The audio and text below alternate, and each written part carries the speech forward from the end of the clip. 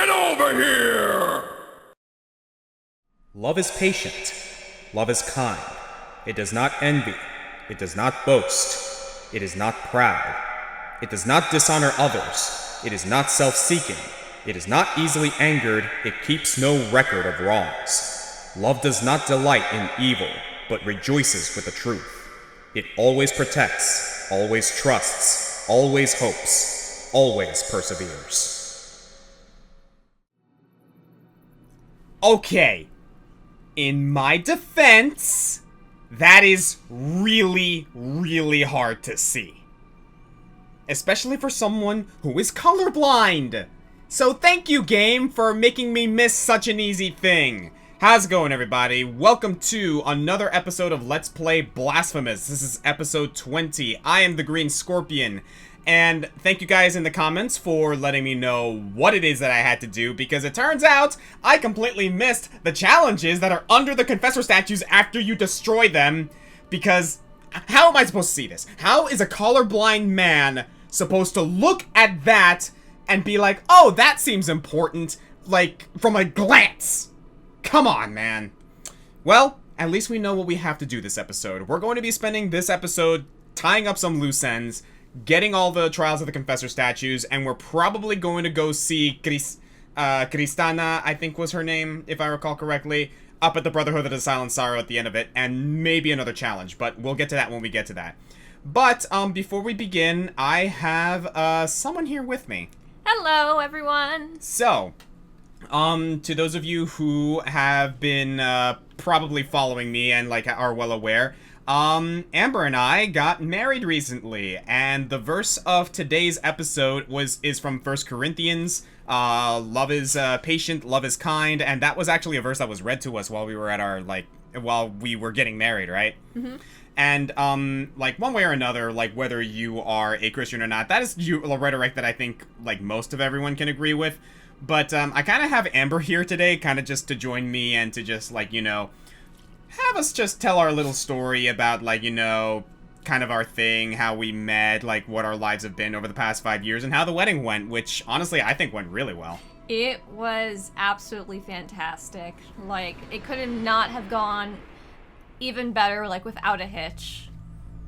Whoa.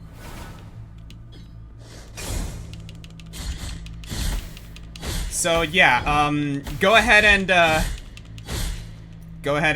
tell us about it. Like, tell us your thoughts while I am here doing these trials, and I immediately see that I have to equip the lung. Give me a second here. Silvered Lung of Dolphos. Okay. So, yeah, go ahead. How did you feel about that whole spiel? The wedding was absolutely great. Like, I could not have asked for, like, for like, a better pastor to have married us. Mm-hmm. Like, thank you, Oscar, for, like, introducing me to him. Oh, yeah, no, like, I have a lot of respect for the Pastor Brent, who's the guy who, like, married us. Very chill, dude. Very chill. Yeah, and it's like, you know, it's actually kind of funny because, you're not religious at all. Like, no. For the most part. No, so I personally identify as an animist, mm-hmm. or more or less a pagan green witch. So I was raised Catholic and chose to leave it. Mm-hmm. For very justifiable reasons, which we won't get into, but let's just say, things could definitely have gone better with you in that regard. Yes. But he was actually very respectful about the whole us being of different religions. He was very respectful about that, about, like, what we were both looking for, like, with the ceremony, mm-hmm. and everything. It was, and he was very, very nice. I think the hardest part, though, about the ceremony, aside from walking down the aisle, which, let me tell you, it does get to you. Like, up until that point, it was like, oh yeah, fine, let's do all these pictures and stuff, let's do that. And then it got to the point where, oh, it's about time to walk down the aisle, and like, oh, there go my knees. Oh, really? Yeah. But I'd have to say the hardest part, aside from walking down the aisle, for me, it was writing my vows, because we wrote each other's vows. Oh, yeah. Hold that thought for a moment, because I'm going to read this. So, these are the items that I need to get, apparently, from the Trials and the Confessor statues. Budding sprout, small gift from Diogracias, nailed into the effigy of the twisted under the guard of your sword. The thorns arisen from the miracle feed on sin and guilt, growing with the burden that its bearer carries. Dios gracias, farewell. Brother Abbot, you know that I have been a scribe in this abbey since I was but a wee child. I have written about our church, our saints, and our miracle of the greatest pain. I must inform you that I have made the decision to leave, although I intend to continue writing. In these walls, I cannot be a true witness to the works of the miracle. I need to appreciate with my own eyes your holy works. I will be a teller of the miracle wherever it takes me, rain or shine, or scorching sand under my bare feet. So yeah, Dios Gracias is giving us a little more insight and is still playing a role in everything that's going on here. So yeah, this is basically what we're going to be doing for today's episode. So our next stop will be over here, and in order for me to get there quickly, we are going to use this.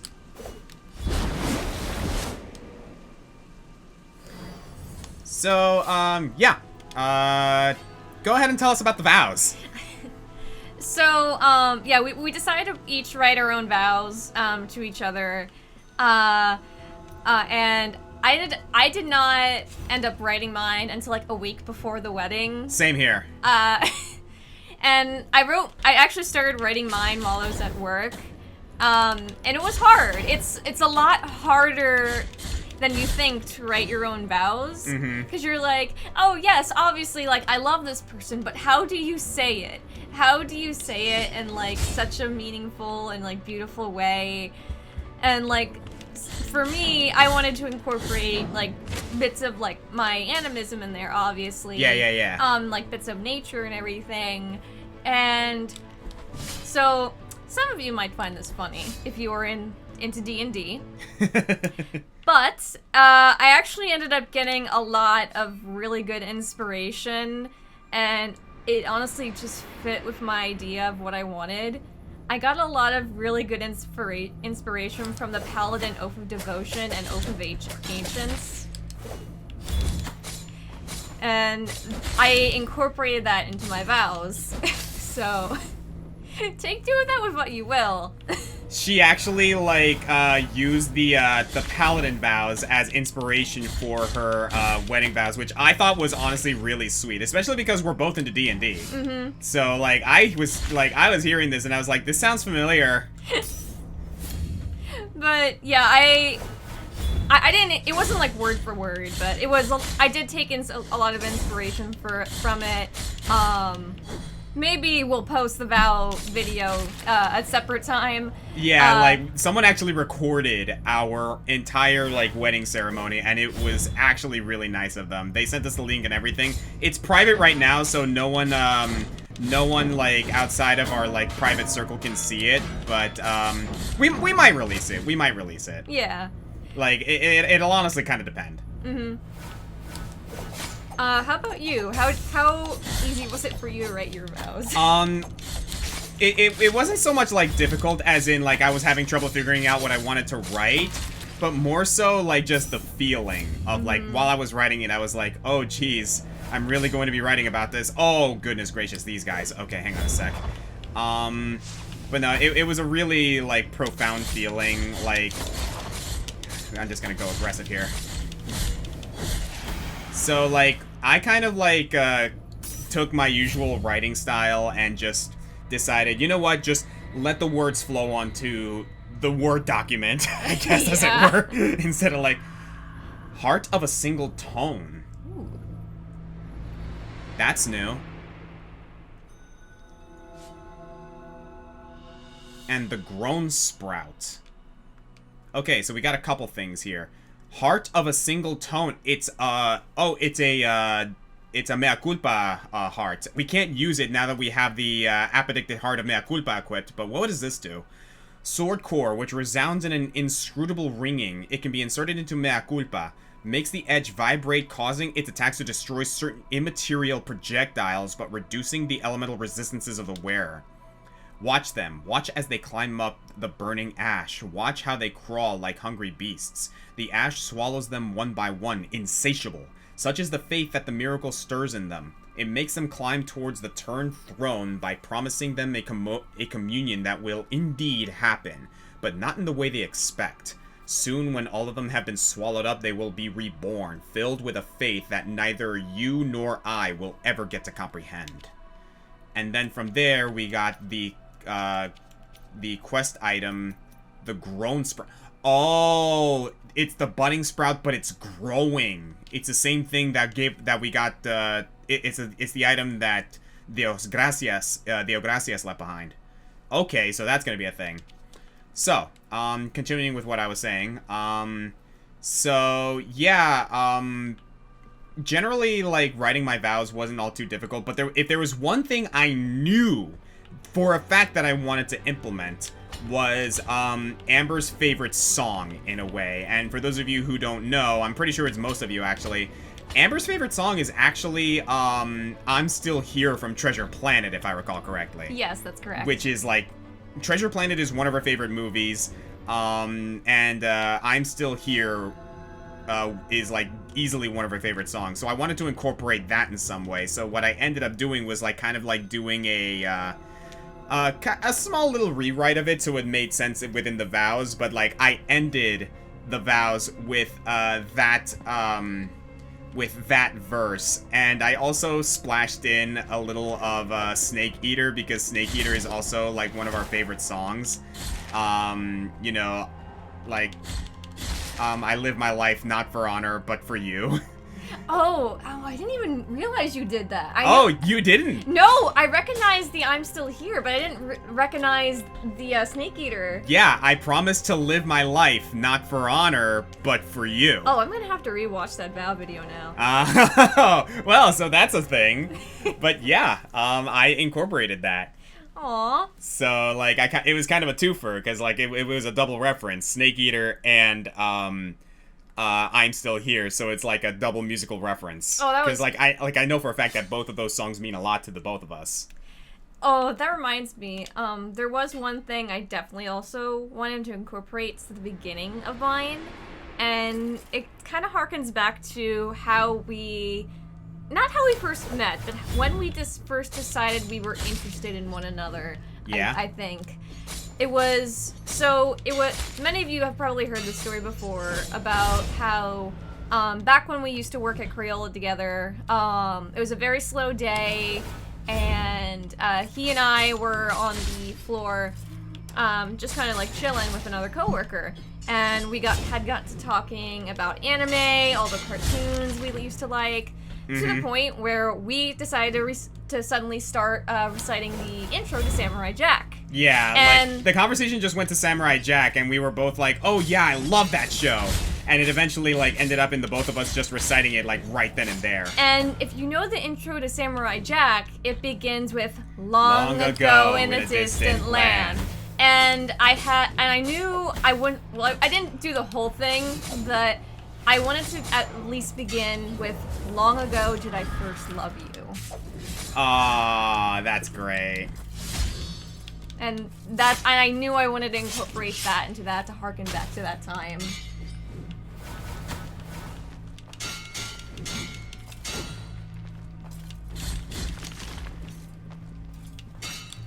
Yeah, because, like, in the early years of us dating, we also ended up, like, watching the last season of Samurai Jack together when they decided to continue that, which was really interesting, and it was a really sweet time during our lives and a relationship. Honestly, like, one of these days, I really just want to, like, meet Gendy Tartakovsky and just let him know how much, like, his animations meant to us, because we also ended up watching Primal.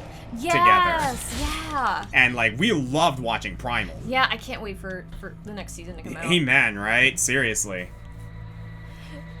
But yeah, since you mentioned, and since you just brought up that you had Snake Eater in your vows, I have to mention to the audience, so take a guess at what our bridal song was. You pretty much said it. Yeah, we decided to do Snake Eater as our bridal party song, and it was fantastic. People lost their shit. Mm-hmm. Okay, so I just want to, like, recap here. I got 3 of them so far. So 1, 2, 3, and 4. Yes. I just wanted to make sure because, like, once again, thank you, Phantom Tenebris, for, like, continuously helping me, like, in, like, making sure that I got all this right. There are 7 Confessor statues and 7 Confessor trials that I have to do in order to get the true ending here. So, we're on our way.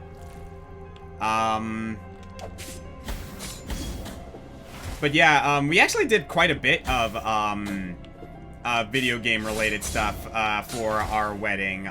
We did, our first dance was, to Mipha's theme from, Breath of the Wild. And similarly, the, father-daughter and, like, I guess the mother-son dance was the song Father and Daughter from, Legends, from, Hyrule Warriors Age of Calamity. And, like, we danced a Snake Eater. What else? Like, there was a few things, but I think those were the main highlights of that specific, like, like, the details when it came to our, like, the music and whatnot. Yeah. That was the main ones that I specifically requested to be played. Yeah, especially because, like, Breath of the Wild and, like, now, I guess, in a way, Tears of the Kingdom, like, kind of, like, holds a special place in, like, our lives because, like, we kind of, like, bonded over Breath of the Wild when we started dating. We did. We bonded over the first Breath of the Wild game. And I remember specifically because I forget if it was shortly before or after our first kiss that we were playing it together. Well, that was Mario Kart. That's right. It's Mario Kart. Yeah, we had our first kiss after we played a few rounds of Mario Kart. And then, like, later on, like, after, like, a good point in our like, relationship, we, like, started, like, I just decided, hey, do you want to, like, I'm gonna do, like, Master Mode of Breath of the Wild. Do you want to, like, watch and play it with me? And you were like, yeah, sure, why not? And we just ended up hanging out while I was playing, Breath of the Wild. And then, you kind of got invested into it. I admittedly did, I did. I wasn't too much into Legend of Zelda before then, and now I was kind of like, now I'm kind of hooked. And I found it kind of sweet that, because shortly before the wedding, you had just beaten Tears of the Kingdom. Yeah, like, we ended up, like, finishing Tears of the Kingdom, like, the main story of Tears of the Kingdom, just before, oh my god, this spell is this prayer is so good. It was the day before. Yeah, it was the day before our wedding, we beat Tears of the Kingdom, and, like, we just bonded over just, like, how awesome the endgame of Tears of the Kingdom was. Yeah, and it's like, well, how far have we come now? Yeah, seriously, like, our relationship kind of started with us, like, going through, Tears of the Breath of the Wild, and, like, we got married just as we finished Tears of the Kingdom. It's actually kind of, like, it was poetic. It was very poetic. Bloodstained Briar. Speaking of Bloodstained, I gotta finish that little side quest. But we got... It's a rosary bead. Embers of a broken star. Unfamiliar mineral found deep in the crevice of a forgotten miner. The poor soul lost his mind in a labyrinth of its facets, which reflect a non-existent light. It increases the fervor generated with attacks. Ooh, that's really good, actually. I'm actually going to go ahead and... use that one. I think, yeah, the Crimson Heart of Miura is good, but I don't really think I need that right now. So I'm going to replace it with the Embers of a Broken Star. And that should be good for now. And then, so remove that, and the next Confessor statue is up there in the Graveyard of the Peaks. Alright, so there you go.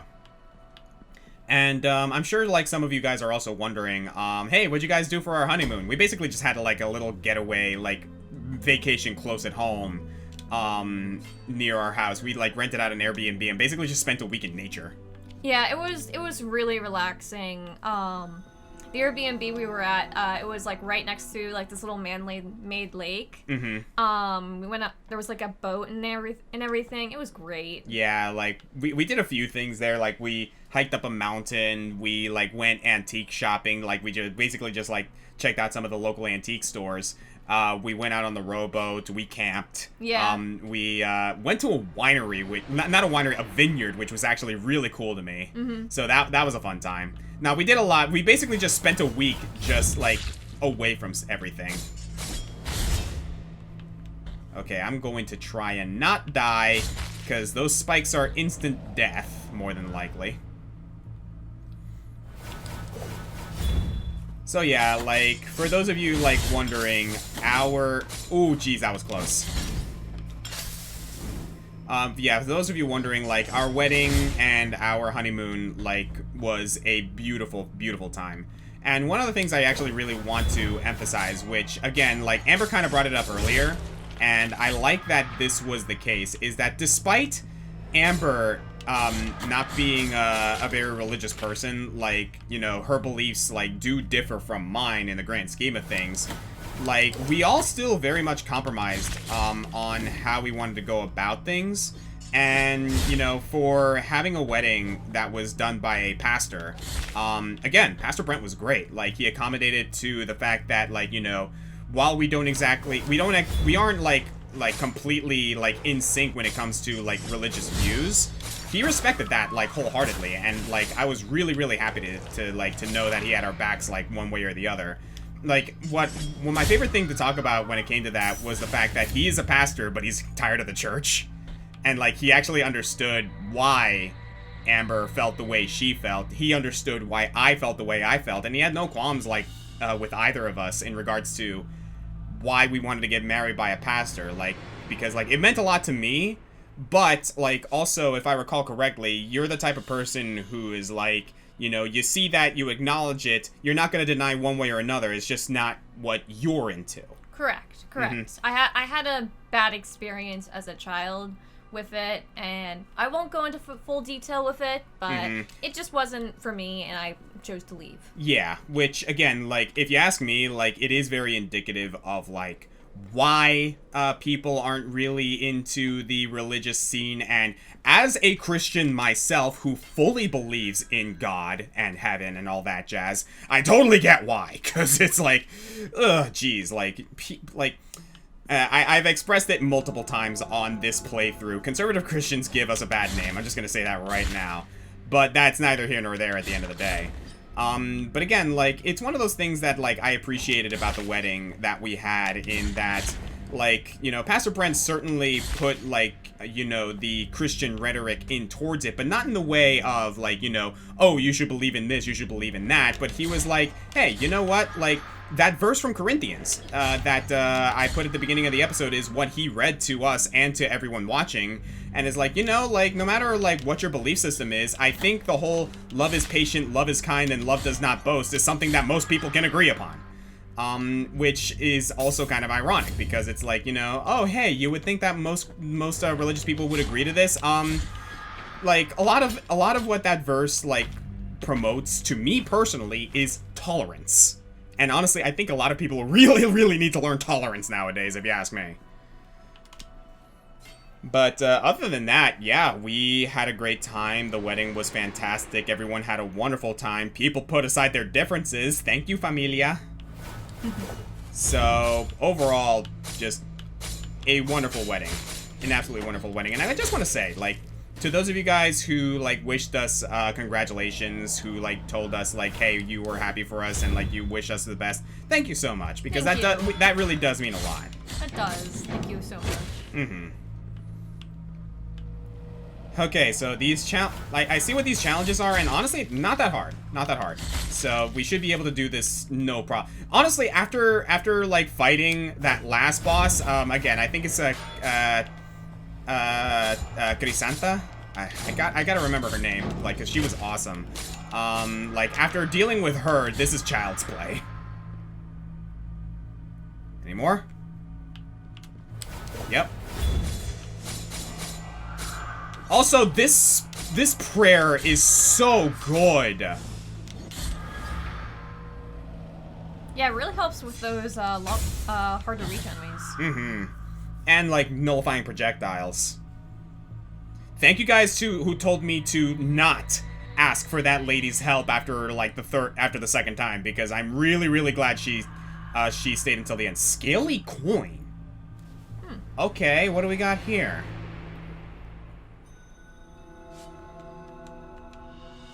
And the vine braided in blood. Okay, that thing's getting bigger.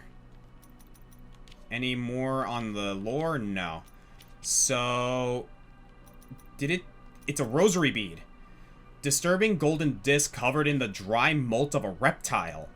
The bas relief of a claw was considered a symbol of greed and increases the number of tears of atonement harvested with each attack. Well, it's too bad that I have more tears of atonement than I know what to do with. Yeah, I found out why I was getting so many tears of atonement, and that's because when you fight Crisanta and you beat the first, phase, you get 20,000, somewhere around there, tears of atonement after you beat her. So the fact that she was beating me during the second phase and I kept on repeating that first phase, like, suddenly, that's a bit of an exploit, I'm just gonna say that right now. Look at this page, at the drawings it contains. A horse reading the holy scriptures, monkeys dressed as bishops, and a reptile being worshipped by a crowd. Do you hear those murmurs? It is the brothers warning us of the danger of these pages. We must leave this book in its place. Alright, so far so good. We're about halfway through this episode when we're, like, getting to, I believe, the last Confessor statue. That was 6, right? I think so. So, we definitely are going to have more time to do the other side quests that I wanted to take care of before, like, we end this episode. Because, like, again, after fighting Crisanta, is it Crisanta? Sorry, I'm going to, like, be second-guessing myself, like, every time I say her name. But, after fighting her, we're definitely going to be entering the endgame as soon as we get past that point. So I want to do everything else that I can. Someone mentioned, the babies that are still, that I'm still missing. I'm gonna have to figure out where I can find those guys. As well as, getting any last, trinkets and, baubles that are left over from, like, you know, wandering around that I haven't gotten yet. So, definitely going to have to go through, some of the comments to make sure I can get some of those. So, after the episode ends, if I miss anything that you guys know about, please let me know in the comments, because seriously, it helps the fact that you guys are letting me know what I am missing. Alright, so this should be the last trial.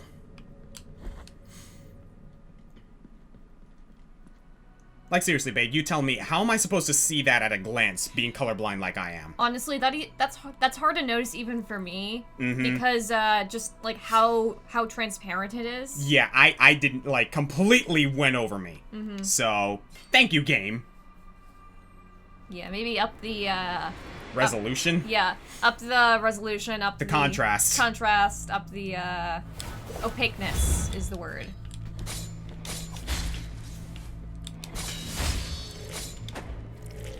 But yeah, overall, it was so great, like, just seeing everyone come to, like, the wedding.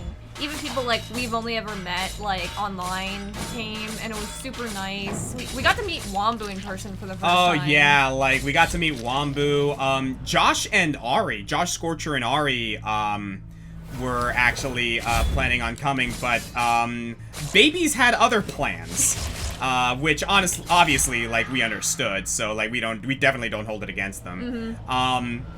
I finally got to meet, this one individual named Panda, obviously not his real name, but, he may as well be considered, Amber's quintessential gay best friend. Like, Panda was an absolute treat. He was great. So, context, Panda is a colleague of mine I went to college with. We were both animation students together, and he was essentially, like, my best friend in college, and it still is a good friend to this day. Like, it was so good, like, you finally got to meet him in person, and I haven't seen the man in person for, like, 5 years, so it was so good to see him again. Seashell of the Inverted Spiral.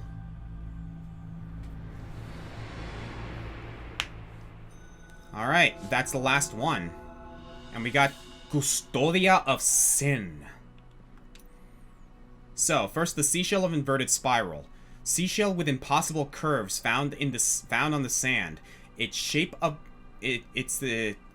caught the echoes of a painful song, which increases in intensity with the suffering of the wearer. It provides some protection against all elemental damage.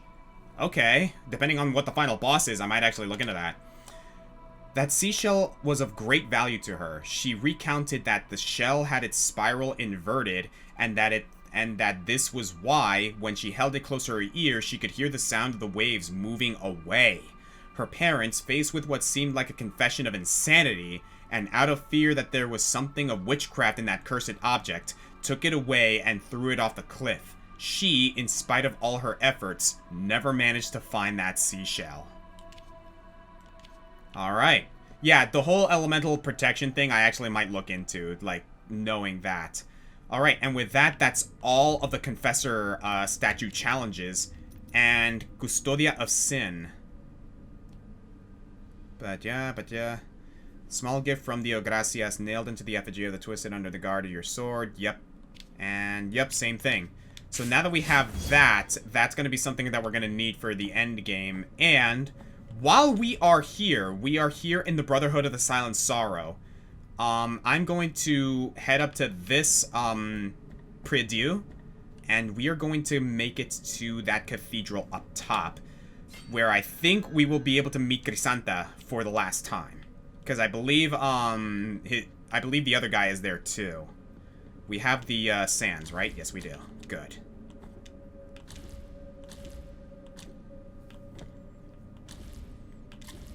Since I never actually brought this up, hun, I have a question for you after we're done here. Oh? So. There she is. Algo ha cambiado en ella. Algo insondable que se escapa a mi juicio. De nuevo, mi máscara de fe ciega se cruza con la vuestra de fe anónima. No os preocupéis por mí. Las cintas carmesí me protegen de las heridas. Es cierto, entonces, vuestra espada y vos, culpa y penitencia en comunión, sois los que pueden poner fin al ciclo eterno, por el cual caminamos bajo atardeceres sin fin ni principio. Penitente, hay algo más allá de la Madre Iglesia, más allá del milagro. Más allá de lo que he protegido con mi vida y con mi fe. Lo que controla al milagro. Hablo de la Suprema Trinidad. Las altas voluntades se encuentran al otro lado del sueño, en la vía de las procesiones eternas. Pero solo el alma en suma aflicción puede obtener la suma absolución y así poder llegar a ese lugar. Holy Wound of Abnegation. Ahora estáis marcado por las 4 llagas. La última ascensión está esperando más allá del trono, más allá del sueño. Realizad vuestra última penitencia y llevad vuestros pasos al trono girado. Las procesiones eternas nos esperan al otro lado. Ahora estáis marcado por realizar. Okay, yeah, she says the same thing. Algo ha cambiado, algo insondable. He says the same thing too. So yeah, there we go. Holy Wound of Abnegation. Mark that the exiled visage bestowed upon Crisanta, that was her name, in an attempt to reveal the truth to her and finally open her silver eyes. But the heavy chains forged by the high will soon close them again. Allows you to walk the path beyond the Turned Throne, the final phase of the pilgrimage to a land of palliums and velvet that were forever denied to the Pontiff Escrivar. There's that name again. Holy Creed Forbidden Verse. It is only the 4th wound that, unlike its sisters, makes the soul suffer in such a way that goes beyond repentance as an act and beyond guilt as a perpetual state. It is only the 4th that represents the deepest and most forbidden pain, the greatest and truest wound of the lost soul, the wounds of Eventide. And I think I'm getting the theming here because now that we have this, the holy wound, the wound of the soul, the mark of the greatest suffering, fittingly wielded by a man who has harbored so much guilt and now walks the greatest path of penance. I'm starting to get to theming here, and that's a lot. This game is a lot, man. Sheesh. So, now that we have that, we can go ahead and make our way to the ambulatory of His Holiness and make it to the end game.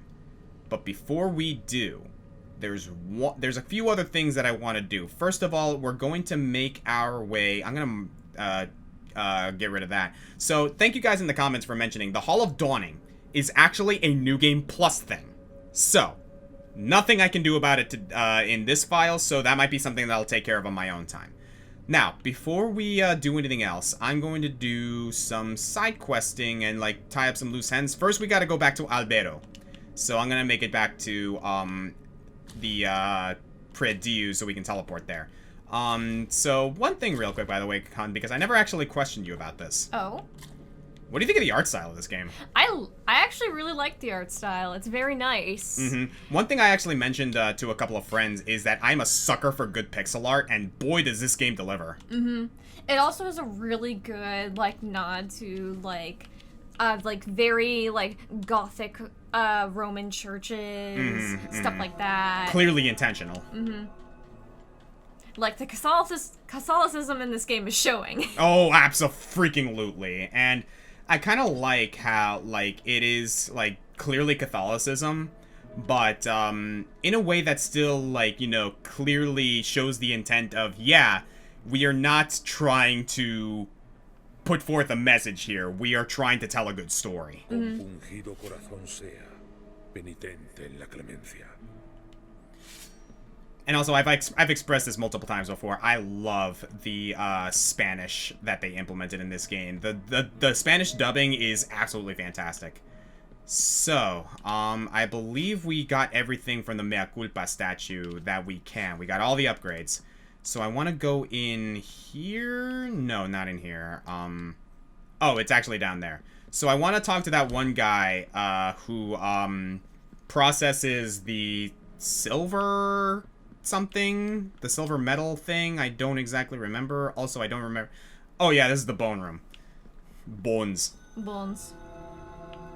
So I wanted to go down here, I think. Yes. And talk to... This is new. Dude, you good? El anciano está saliendo de mi cuerpo. Está naciendo a través de la brecha de mi pecho, por donde asomaba su rostro. Penitente, ¿qué debo hacer? ¿Debo dejar al milagro continuar con su castigo? Daos prisa. Traedme la plata líquida antes de que sea demasiado tarde.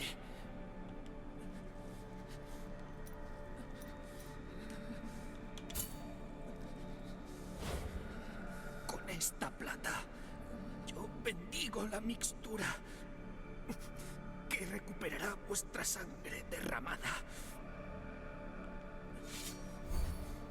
Healing power of the bile flasks has been improved. I still have enough. Con esta plata, yo bendigo la mixtura que recuperará vuestra sangre derramada.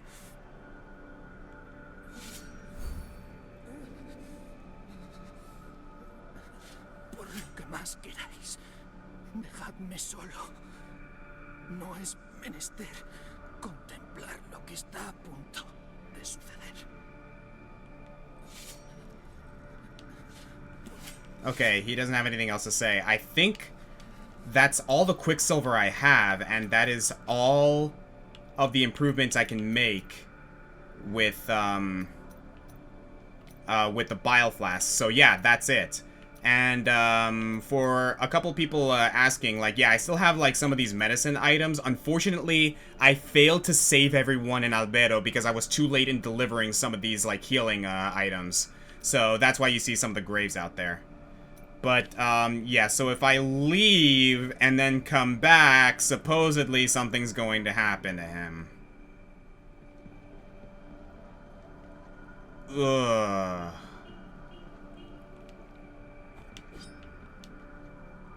Yeah, he's gone. Sorry, man. Ugh. That's another thing about this game's art style, is some of this shit gets gross. Alright, so, there's that little bit done. Now, the other thing I wanted to do here in Albero is I wanted to go back to the church. And supposedly, something happens if I give, from what I'm to understand, another 30,000 beads. Not beads, tears. Keep thinking beads. No answer.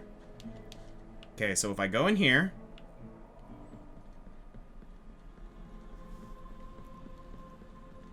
and tithe...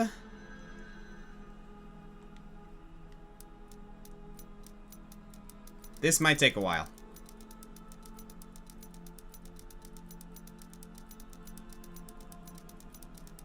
So how you doing, hon? I'm doing good. Okay, so that actually was pretty quick. So if we do 30,000, and then thank you, Crisanta, for giving us all those beads. And then we go back in. Wow. Yo. Yep, there it is. Cloistered Ruby. A crystal sphere imprisoning a ruby heart. The gem sparkles with lightning from other lands, filling the glass with a stormy light. The strange energy fills the wearer with determination, electrifying the very air around him after drinking from the bile flask. That's really good. The same is true for everything that is valuable and precious. If you keep something very precious so it cannot be seen or coveted by other eyes, reserving it only for the Father, that treasure will receive the greatest of blessings. We will cover up the sheen of this stone and make sure that no one knows of its existence.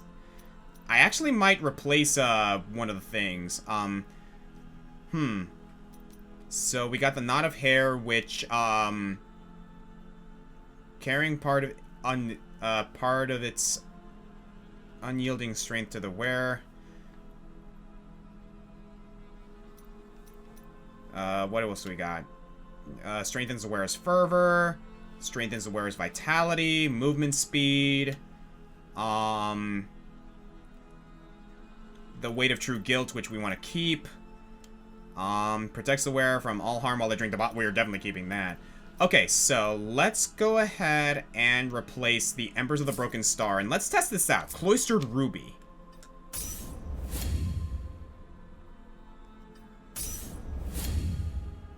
Nothing immediate.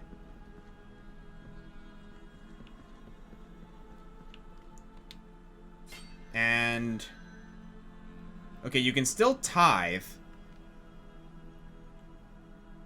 But, it seems like that might be it. According to what I've heard, that is the last treasure you can get, from tithing at the church. So, we're gonna go ahead and, settle with that. Now... the last thing I think I want to do, for today's episode, we are going to come up here to the Convent of Our Lady of the Charred Visage. That is a mouthful. Because, according to what I've been told, the last piece of the mirror for the Blasphemous DLC, not the Blasphemous, the Bloodstained DLC, should be up there. So...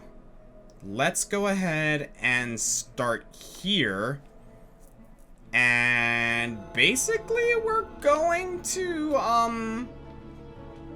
kind of like just walk around and see if we can find this darn thing. I'm gonna keep the Silvered Lung of Dolphos equipped because I know this place is like riddled with poisonous air. So yeah, we kind of just have to go around and see what we can... I forgot about those things.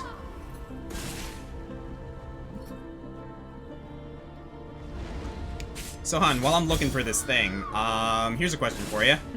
What's one of your favorite stories to tell about, like, the relationship between you and I?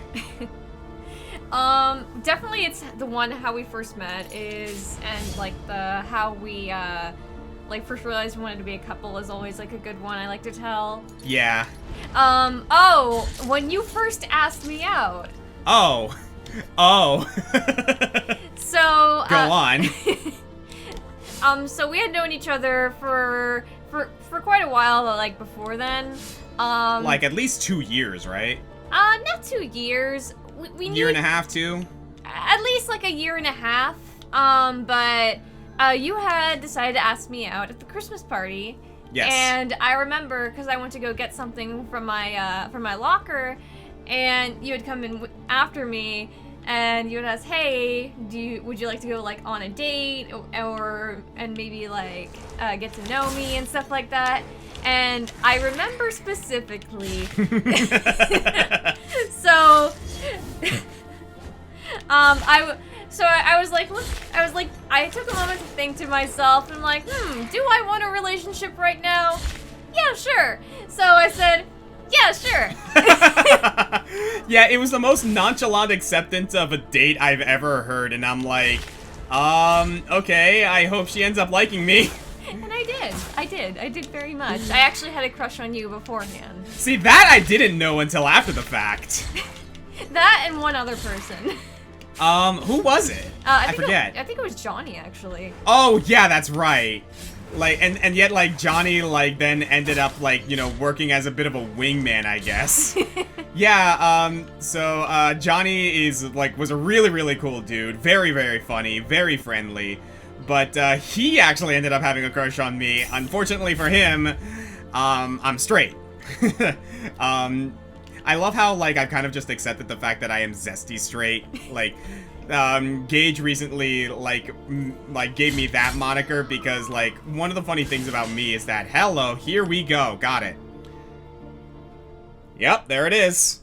So one of the funny things with me is that, like, I do call myself straight. I am straight, but a lot of people like to joke about the fact that I'm straight on thin ice. Yes, you are. Because, like, you know, I enjoy being feminine. I enjoy, like, you know, dressing up as women for conventions and whatnot. I have feminine tendencies, but I am straight as an arrow. So I've always called myself straight on thin ice, and then Gage found this, like, really niche, like, brand of French fries that's called Zesty Straight French Fries, and now I am officially referred to as Zesty Straight for the sake of my sexuality. It was just hilarious. Alright, so here's the final 3 minutes and 45 seconds. Oh, this might be a challenge. Alright, here we go.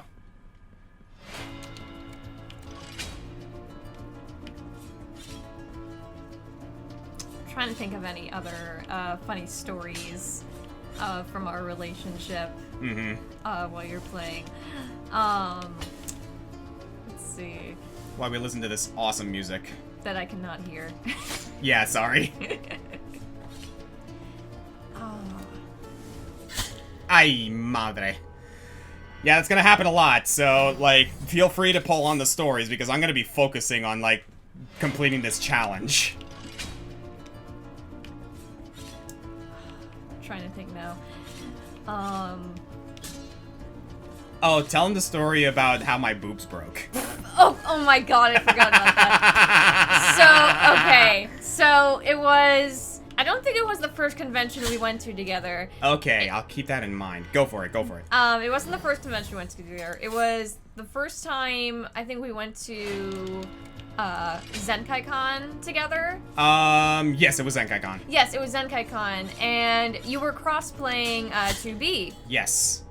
And he was working really hard on, like, making these boobs out of, like, craft foam, paint, stockings, and basically like a foam ball. Yeah. And he texts me in the middle of the night saying, "Babe, my boobs broke." Okay, I might be able to do that. Yeah, so that was like probably one of the most memorable texts I've ever sent you. Yes, it was "Babe, my boobs broke." And it was just at that point where I was like, it was the day before the con, and I was like, okay, here are some other options you could probably do in this short amount of time. Maybe get some pantyhose and a bag of rice. Oh my god, that worked. That would have worked too. Oh no, I was talking about like the maneuver I just pulled. Oh, that's cool. The platforms are stained glass. Yep. Nice. But that was definitely... That was definitely one of the moments that I remember. Ay, madre! Oh, man. There were some other moments, too. I'm sorry, I'm really bad at remembering shit. Nah, you're fine, you're fine. I can try and, like, remember, again, at this point I'm content just sharing stories between us because this is kind of a love, episode considering, the whole, the verse I shared and the fact that this came, right after our wedding. Ah! Shoot! Okay, I shouldn't even bother with the wall, I should just go in. I gotta, damage boost through some of this crap. Do we want to talk about the, bachelor/bachelorette party? Why not? At this point, at the moment it was a bit of a thing, but honestly, I'm over it at this point. Yeah, me too. It was a good trip at the end of the day, but damn, that was a thing that happened. So, we decided to actually have our oh, come on. Our bachelor and bachelorette party co-ed, so we've had them both together. Yeah. And it actually was really fun. We went to New York with all our friends, ComicFoil, Gage, Zach, and Patty, Cow, everyone else was there. Joe was there. We all rented an Airbnb, and it was a super fun time. Although, I guess, you had a little side bet going with Patty regarding he wanted him to get drunk. It was not so much a bet or anything. Oh, jeez. It was not so much a bet or anything, but I remember there was this one, promise we made, years ago where he wanted to see me drunk at least once. And you definitely fulfilled that promise. Yeah, it was okay, to be fair, I just want to I just want to let people know damn sure that I was among friends, it was one of those things where it was this is our bachelorette party, fuck it, let's just have fun and just do our thing, right? Little did I realize how far that would go, and admittedly, it may have gone a little too far. You definitely learned your limit and not to do it again. Yeah, honestly, it got to the point where, yeah, that may have gone a little too far. Again, I was safe, I was among friends and among trusted people, but it was definitely, an experience, and while I am not going to necessarily say I regret it entirely, part of me kind of does. Not because, I was necessarily oh, this is, the worst experience of my life. But it's more along the lines of, I kind of just felt bad because, I felt like I may have put a damper on the weekend because, damn, did I mess myself up that weekend? Just gonna say that right now. At the end of the day, though, it was it was, it's a good story to tell now. I look back at that, weekend fondly, and it was a really, really wonderful time. ComicFoil did a great job putting everything together. Just a couple of details, kind of put a damper on things. Mainly the rain. It rained all weekend while we were down there. Yeah. And for those of you who've been to New York, you can guess that, trying to walk around New York, while it's raining, can be a bit of a pain. Mm-hmm. And it was, a downpour, too. It wasn't just, a light rain. Yeah, no fooling. But yeah, overall, despite the minor grievances, it was a really fun time. It was really fun, being with everyone. We do continue- Jesus! No! Yeah, I need to be a little more patient, but, again, this is a speedrun type thing. But yeah, so, we at the Green Scorpion, condone, drinking in moderation. Yes, we do not condone- Honestly, that's actually something I want to, like, put out in the comments. I might as well go ahead and put this out there. To those of you guys in the comments, like, no, like, judgment one way or another, but, does anyone understand the appeal of getting drunk? Because I sure as hell don't. That was not a good time! Why did I do that? Why'd you do? I don't know. Like, the controls got a little wonky all of a sudden because, like, suddenly the screen stopped. Like, I wasn't crazy, by the way, guys, right? You saw that, too. But, like, yeah, someone in the comments explain to me, like, what the heck is the appeal of getting drunk? Because for the life of me, I don't get it. Because, like, it was fun, like, you know, getting a little tipsy, getting a little buzzed. I can understand that, but I will never understand the desire to get drunk because, gosh darn it, does it not feel good. Like, ugh. I never want to do that again. Yeah, it was a fun weekend, though. Oh, no, it was a wonderful weekend, like, all things considered. Absolutely. Yeah, I'm just gonna wait for that to come down because I am not taking my chances this time.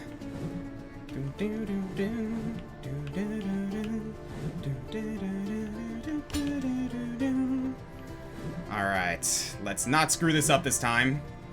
Got 2 minutes and 50 seconds. Okay, I'm just probably gonna damage boost through a lot of this.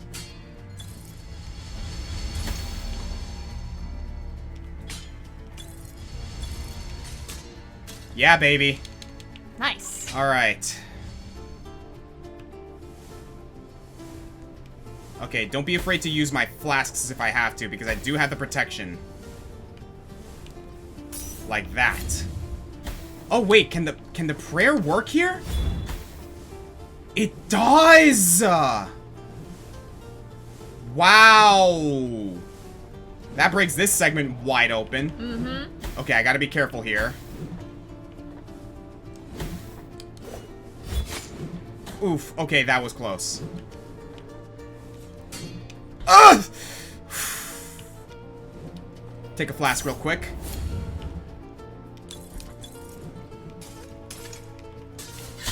Oh, are you serious? What happened there? Okay, at least I know. At least I know. We're getting better at this, because, like, this is just trial and error at this point, if I'm being honest with you.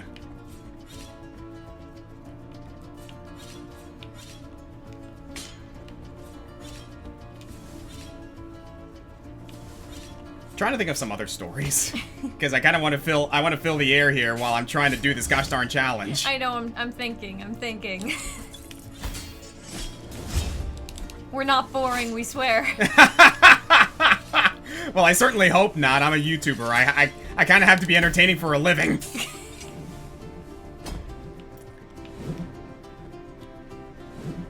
Oh, here's something fun for you guys. You know that, like, you know, weddings have that song that plays after, like, you know, the couple get married?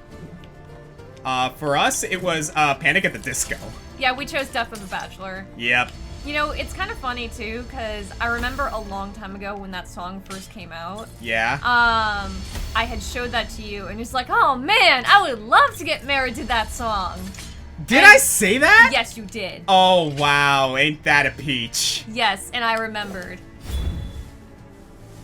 And I specifically chose that song. It's a good song. It is. Okay. Oh, they didn't spawn. Weird. Huh. Maybe there's like a time limit? Oh, there might be, yeah. Okay, careful. Oof. Okay, good. Careful.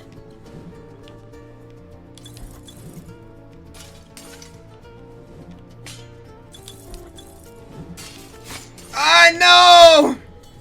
Damn it. Yeah, that's hard.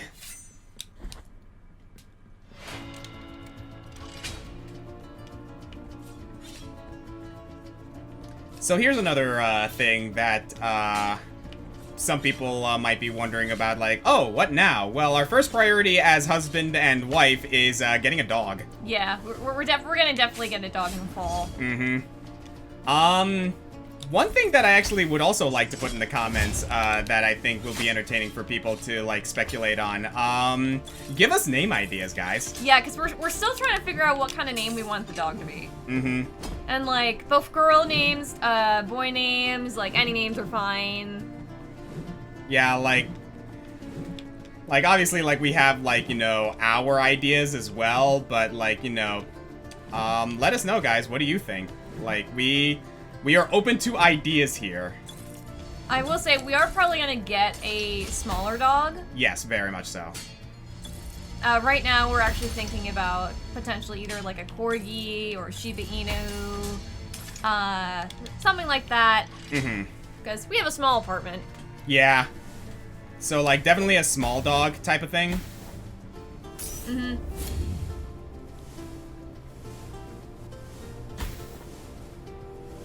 And no. Also, go ahead. And no, we will not be naming any of the dogs' names as Lynn. I'm just gonna put a stop to that right now. I said earlier that I was not gonna do that. I know, but I'm putting it down for your fans to know, because I know they're gonna suggest that for you. Oh no! Oh my god! I know you, honey. You know me, you know my audience, okay? I said earlier that was off the table. I know. Besides, my car is already named that, apparently. Unintentionally, Unintentionally! I'm not going to go into context on that because I don't want to, like, you know, necessarily give people the wrong information, but, you know, that's just, that was just funny, I'm sorry. Especially because the car is green. I mean, you already have my middle name, too, so... Yeah, by the way, to those of you who may not know, Amber's middle name is, Lynn. L-Y-N-N. Oh, that was way too goddamn lucky. What the hell?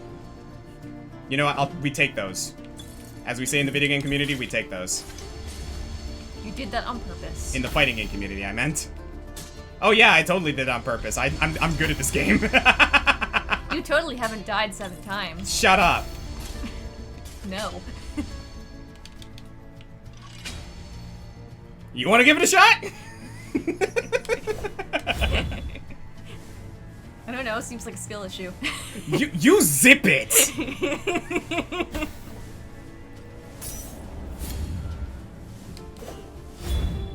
You married me. I know. I'm still trying to get over the puns.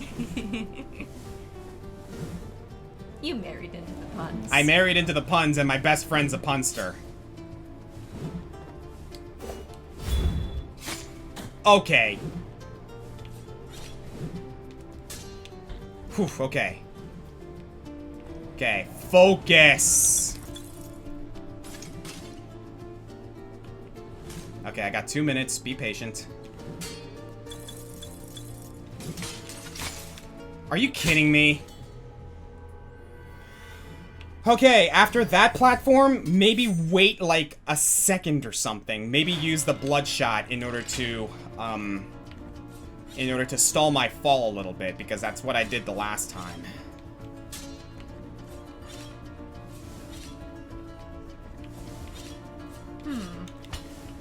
Okay, here's a question for you, hun. Yeah? What the? Okay, that was bullshit, right? No, that was bullshit. Come on.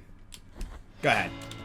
Here's a question for you, and potentially the audience. Yeah? As you know, I like to do cocktails, based off video games that Oscar plays. Yes. If you guys could, if you or the audience had an idea for a cocktail for Blasphemous, what would it be?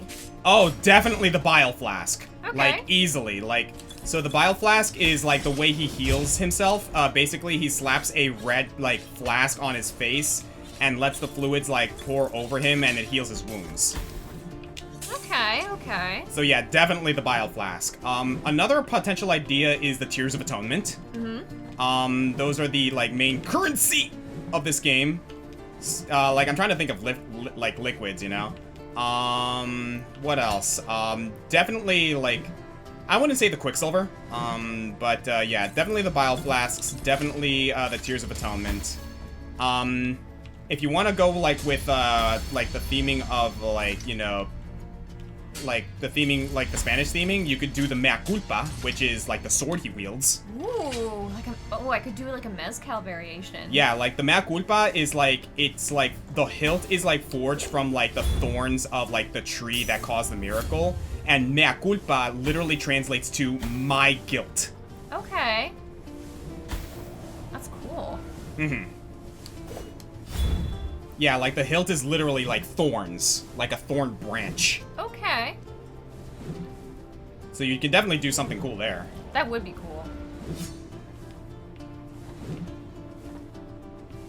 Maybe like a variation of like red wine or something as well. Ooh, yeah, oh, wine has to like go in here somewhere because of like, you know, the connection with Catholicism and blood. Mm-hmm. Oh, here's a funny, because I've been to your church a couple times. Ay, madre. So, growing up, oh, I think I know how I can do this. Okay. Growing up, my church used to use actual, like, I think it was actual wine. Yeah. At the very least, it was non-alcoholic wine. Non-alcoholic wine's a thing? I'm fairly certain it is, yes. Huh. Virgin wine. Ha! But I know that not all churches do that, and I distinctly remember yours was, like, grape juice and, like, wafers. No, it was like... Not even wafers. We basically just used whatever bread we had at the time. Mm-hmm. Not blood, bread. Yeah, like, I remember there was this one time we used pita, and it was great. Oh, wasn't someone else in your church also, like, they also brought, like, raisin bread? Oh, yeah, I remember that. And, like, Pastor Brent told us that story, and it was, like, about, like, the one time, like, there was, like, yeah, like, this bread, is a symbol of is a symbol of the body. The raisins are probably the blood, but, we're not gonna go there. Mm-hmm. Like, this bread, except the raisins, is the body yes, of Christ. that was it. Like, that's what the priest said, and it was funny. I remember that. That was really cute. So yeah, that was that story. But yeah, like, Baptist church generally basically just use whatever, like, is available at the time, because to us, like, you know, the whole, like, the blood of the body and the blood of Christ is basically just symbolism. So it's like, as long as the meaning is still there, we don't mind if we use, like we could use, like, pumpernickel for all we care. Meanwhile, I had to deal with the paper tasting wafers that my father often described as tasting like wallpaper. Yeah, like, I've had those before. They're not great. No. It's basically like if drywall was used as a paper. Yes. Oh yes. my god, this is tough. So yeah, we're kind of go over time here, but I'm kind of just having fun, so, like, we're gonna keep trying here, guys. But, yeah, like, why don't Catholics just use regular old bread? Like, even, like, white, like, okay, that was weird. Because we must suffer, as he did. You know what, actually, though, that's actually a good reason, but it's like, you know, come on. Hi, mamma mia, this is a tough one. This is probably the toughest one we've had. Oh, Jesus Christ. No! I'm jumping the gun here. I can do this.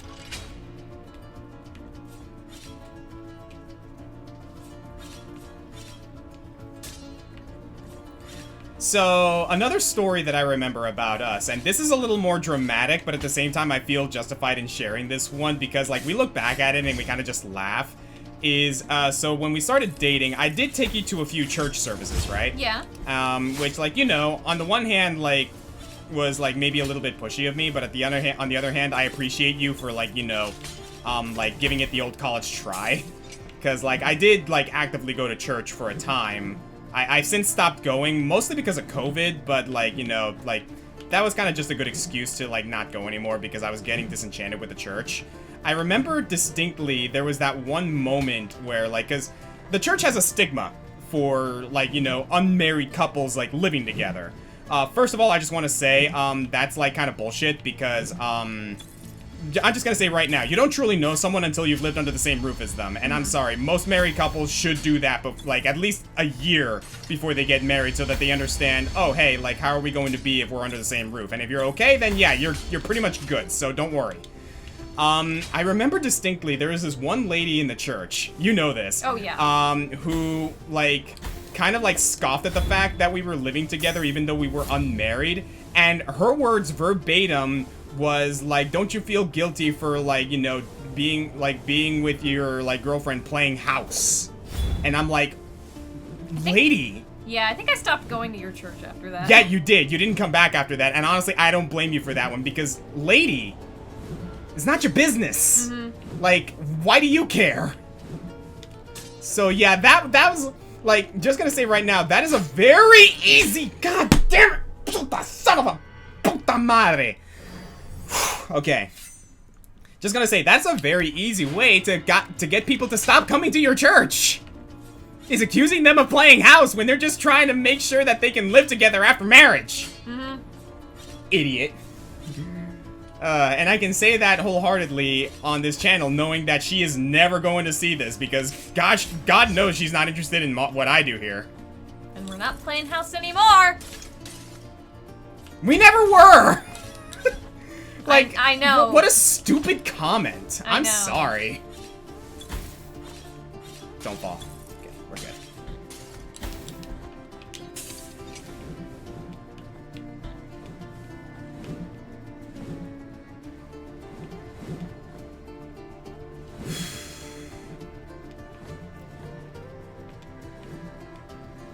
Oh, on the subject of like weird, like church stigma and stuff, I remember I have a story actually. Yeah.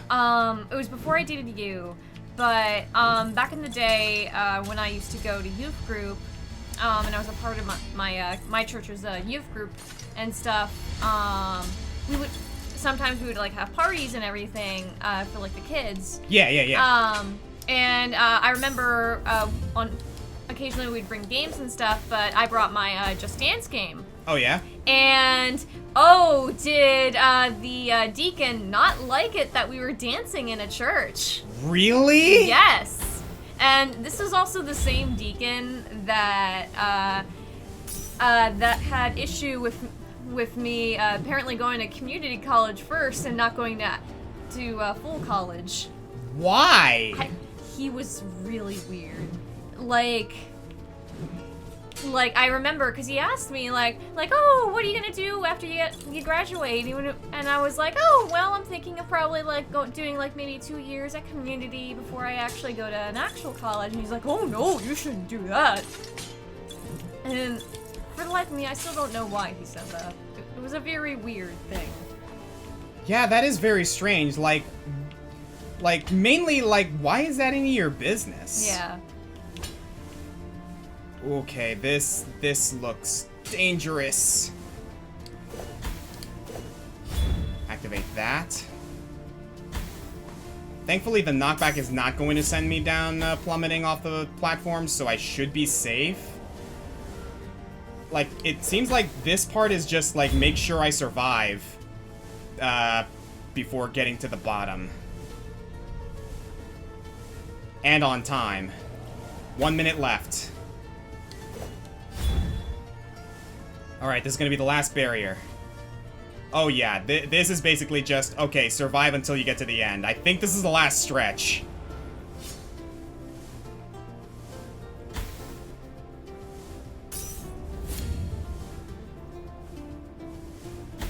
They ask you how you are, you just have to say that you're fine when you're not really fine, but you just can't get into it because they would never understand. Why did it go in that direction? Why did it go in that direction? Why did it go in that? What? Oh.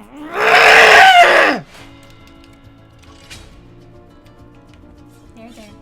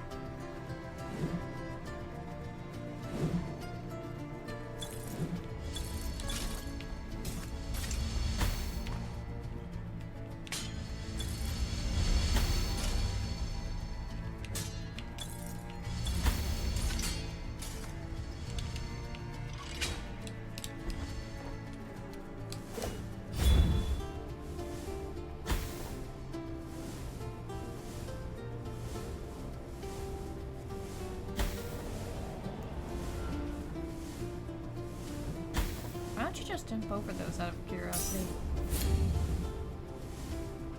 Because I fear if I get hit by something in midair, I'm gonna mess up something. Ah. Even though that is clearly untrue, but for some reason I'm paranoid.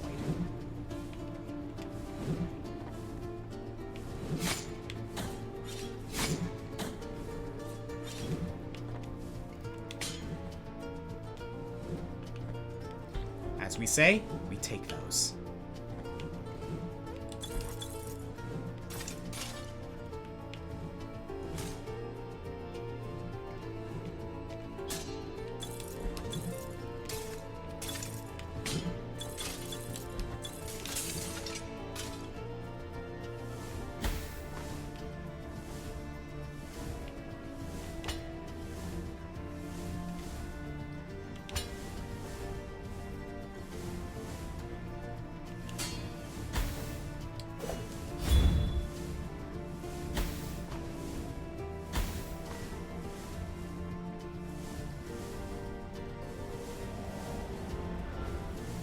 Alright, let's try this again now.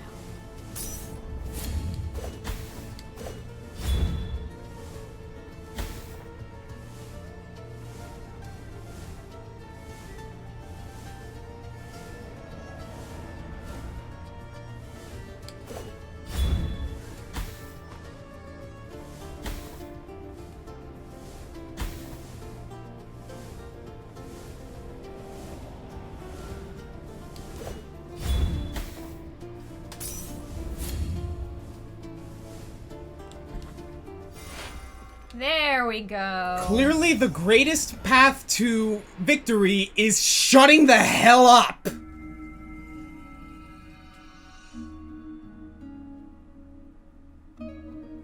Sheesh! Oh, I actually thought of a funny story though now. Hang on a sec. Guerrero, habéis recuperado todos los fragmentos. Volvamos a la sala del espejo. Volvamos donde... Alright, so while we are heading back to the Crystal Mirror, this will be the last story, so go ahead. So, funny story, after we had gotten back from our honeymoon, obviously we were just like, we were still in a very good mood, we were like very relaxed and whatnot, and as I was unpacking the car, all of a sudden I start to hear this sound, and I'm like, wait a minute, that sounds like a duck. Oh yeah, that nonsense. And I look across the street, and sure enough, 2 ducks and a chicken were across the street. And I hear our neighbor next to me go, oh no, they got out again. Again being the word here. Yeah, for some reason, like, don't ask us why, while we were away on our honeymoon and for our wedding, our neighbor decided to get ducks and chickens for some reason. And the thing is like, we don't live in a very country area. We live in like a city area. Yeah, so it's like, why do you have chickens? Like, just why? So we spent the next like 15 minutes trying to corral these ducks and chickens like back into their yard, and they have gotten out twice already, and we're just waiting for it to happen again. Yeah, because I had to do it like a couple of days ago. So yeah, that is a thing that apparently our neighbors are into now, is corralling ducks and chickens. Again, don't ask us why. It was certainly a funny thing to come back to, though. Oh, it absolutely was. Especially because, like, we were just, like, trying to unpack everything, and it's like, all of a sudden, we hear, like, the sound of foul outside. A foul noise. Huh. Shut it. You married me. I know. Dude. Do you mind? Go away. Alright, then.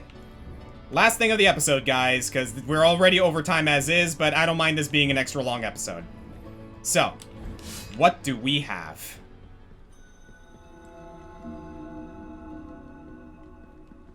El cristal está completo. Ha recuperado todo su poder. Estoy preparada para marcharme. Debo volver a mis tierras y dejaros. Desconozco si nos volveremos a ver, guerrero sin rostro. Guardad esto como prueba de mi agradecimiento.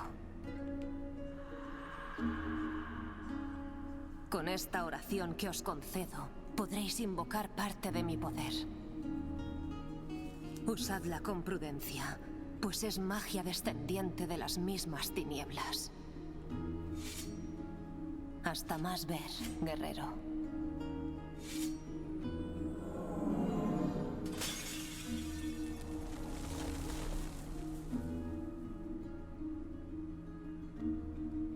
And there she goes. We have Cantina of the Blue Rose. It's a prayer. An unwritten prayer that resonates when you hold a violet crystal from a distant land. An oath of friendship allows these frontiers to be crossed, invoking Miriam from the glass to attack, from through the glass to attack and bewilder the enemies of the penitent one with her powerful blade, Eternal Blue. Girl painted in flowers and shades of blue. Girl from the looking glass, cloaked in mauve. Return to my side, hear my cry, that my eyes might see your night of magic. Oh, it's a summon! Oh, that's so cool! That is really cool. That is so sick! Wow, hang on a sec. I want to find some enemies right now. Let me see if I can find some enemies real quick, because that is super cool. Okay, let me head back, because now I'm curious. Wow, that is so cool. Hang on a sec, guys. Hang on a sec here. So if I summon it here... Holy crap.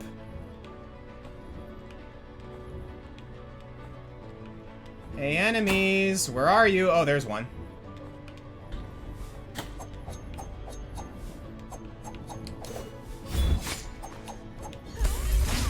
Woo!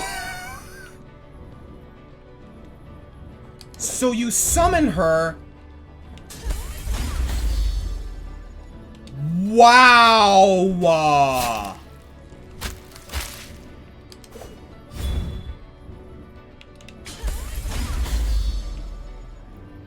That is amazing!